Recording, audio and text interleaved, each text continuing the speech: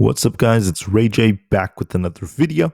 And this one I want to break down what's happening with SPY, Tesla, and the overall market. I'm also going to talk about some very key levels to watch for as time progresses. But just know that I am not a financial planner, so take nothing I say as financial advice. And also, if you guys can, please check out my Moomoo link. If you deposit $100, you're guaranteed 5 free stocks. If you deposit $2,000, you're guaranteed 30 in total. And the offer ends very soon at the end of March. Anyways, let's talk about the market right now. So I mentioned to everyone that at 10 o'clock a.m. we have some important manufacturing numbers coming out from the Richmond Fed.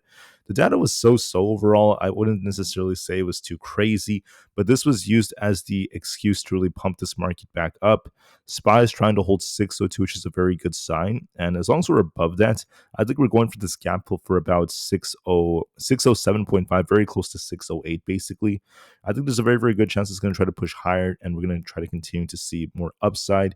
If we were to hypothetically turn back down, you want to see us essentially lose 602, 6 higher than 598 to turn bearish.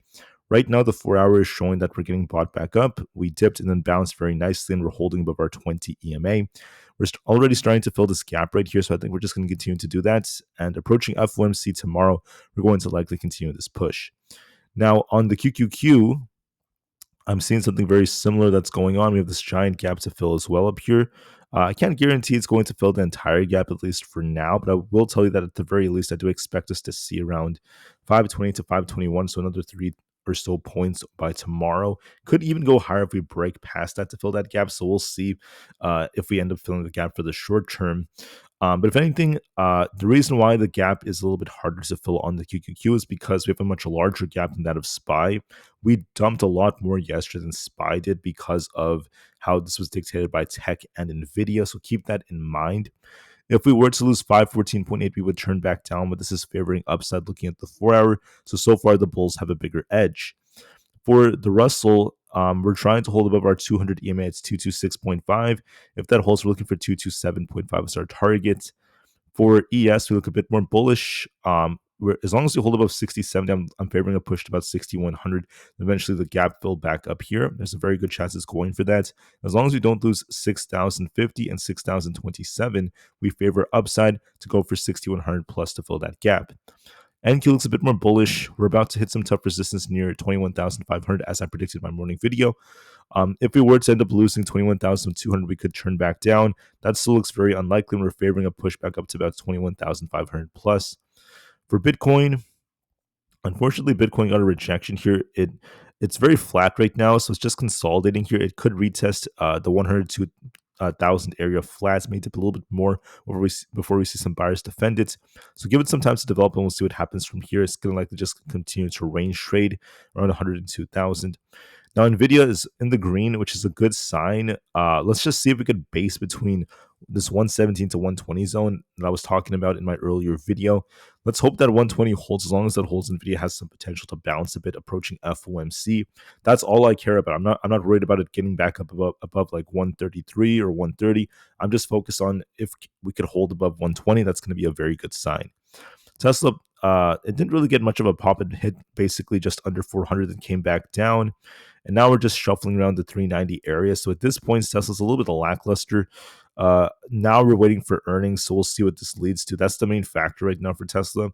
We have FOMC, which is one factor, then earnings.